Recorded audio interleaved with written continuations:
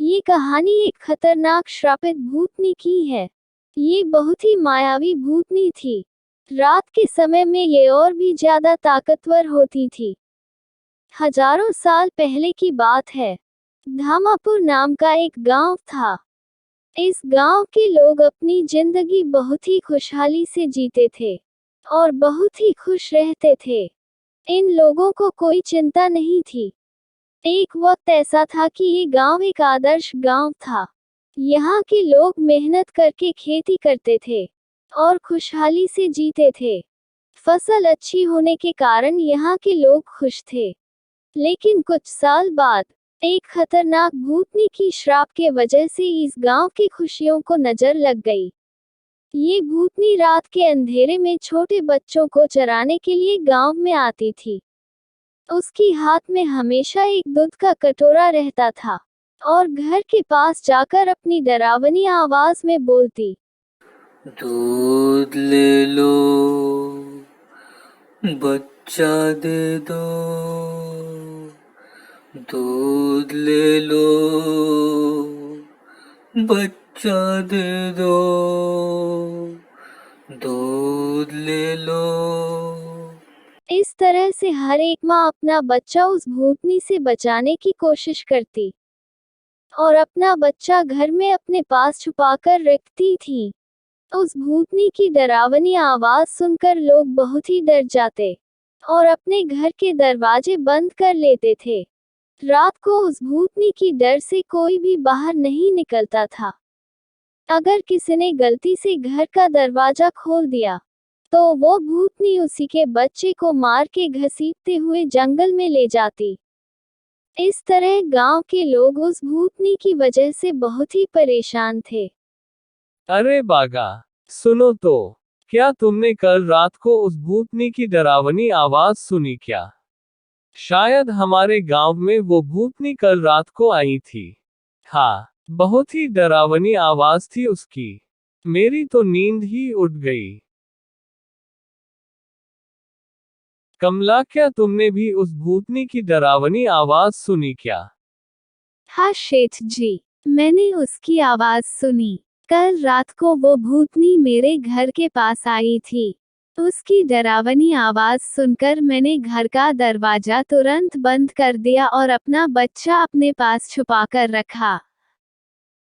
शेठ जी सुनो तो, ये सच है। कल रात को मैं खेत से वापस घर लौट रहा था, तभी मुझे वो भूतनी दिखी।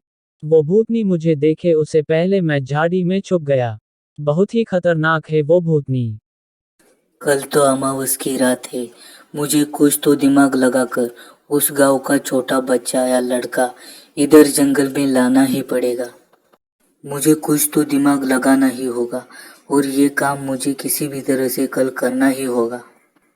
अगर ये काम मैं कर लेती हूँ तो कल से मैं हमेशा के लिए अमर हो जाऊंगी।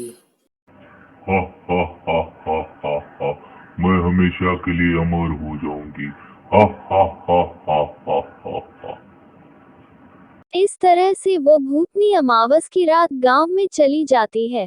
दूध ले लो, बच्चा दे दो। दूध ले लो, बच्चा दे दो। आज तो अमावस की रात है। आज तो मैं किसी न किसी बच्चे को अपने वश में करके ही रहूंगी। अपना मकसद पूरा करने के लिए वो भूतनी एक घर के पास आती है। दूध ले लो, बच्चा दे दो। दूध ले लो, बच्चा दे दो। उस घर में शारदा, उसका पति और उनका छोटा बच्चा था। तभी उस बच्चे को उस भूतनी की डरावनी आवाज सुनाई देती है। बाबा, मुझे कोई आवाज सुनाई दे रही है। वो मुझे पास बुला रही है। हाँ जी सुनिए, जल्दी उठिए, हमारे घर के पास भूतनी आई है, बच्चे को जल्दी उठाइए। अरे बाप रे, सच में घर के बाहर भूतनी आई है। हमारे मुन्नी को जल्दी से जल्दी छुपाना पड़ेगा। इस तरह अपने बच्चे को छुपाकर बागा उस भूतनी को भगाने जाता है। शारदा, तुम मुन्नी के पास रुक जाओ, मैं अभी उस भूतनी को भगा कर आता हूँ। चली जाओ यहाँ से भूतनी, हमको नहीं चाहिए तुम्हारा दूध, हमारे पास कोई बच्चा नहीं है, चली जाओ यहाँ से। लेकिन उस डरावनी भूतनी का चेहरा देखकर बागा उधर ही बेहोश हो जाता है। इसी का फायदा उठाकर वो भूतनी घर में चली आती है। नहीं, मैं अपने बच्चे को नहीं दूंगी, ये मेरा अपना बच्चा है, भगवान के लिए चली जाओ यहाँ से, मैं तुम्हारे आगे हाथ जोड़ती हूँ। तुम मेरा कुछ भी बिगाड़ नहीं सकती, रास्ते से हट जाओ, इस बच्चे को आज मैं लेकर ही रहूंगी। लेकिन भूतनी की जादू की वजह से शारदा भी बेहोश हो जाती है। आखिरकार ये बच्चा मुझे मिल ही गया, अब इसे मैं जंगल में ले जाऊंगी और हमेशा के लिए अमर हो जाऊंगी। इस तरह से उस बच्चे को बेहोश करके वो भूतनी अपने साथ जंगल में ले जाती है। अगले दिन गांव के सभी लोग इकट्ठे हो जाते हैं और कल रात को जो हुआ उसके बारे में बात करने लगते हैं। शेठ जी, हमारा बच्चा, वो भूतनी कल रात को हमारा बच्चा लेकर चली गई। धीरज से काम लो बागा, हमें कोई तो हल निकालना ही पड़ेगा।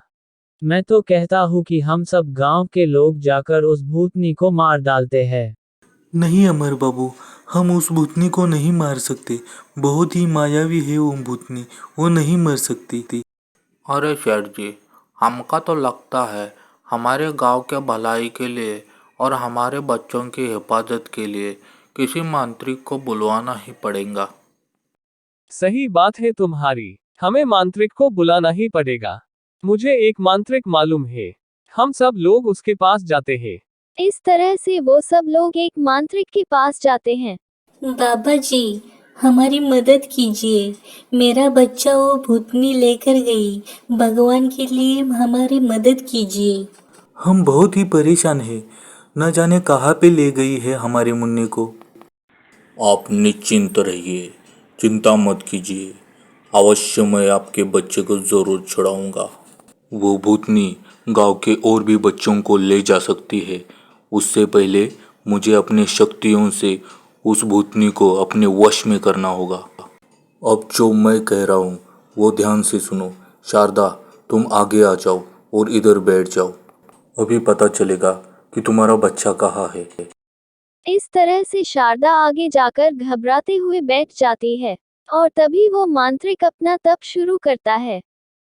ओम क्लीम क्लीम चामुंडाय विच्चे, ओम क्लीम क्लीम चामुंडाय विच्चे, ओम क्लीम क्लीम चामुंडाय विच्चे।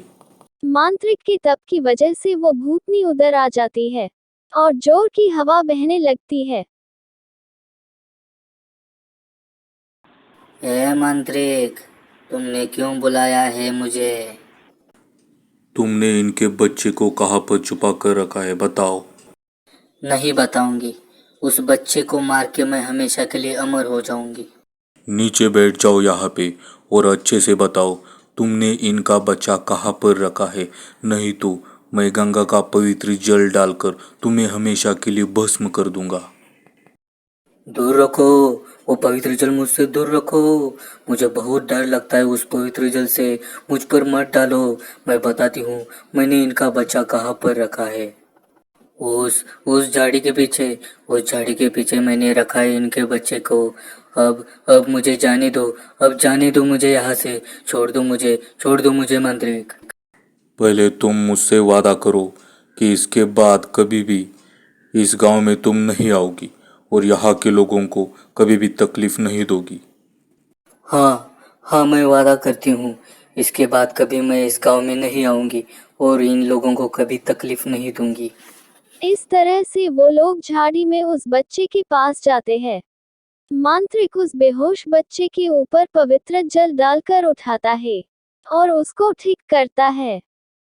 इस तरह से वो बच्चा अपने माँ बाप के साथ घर आता है।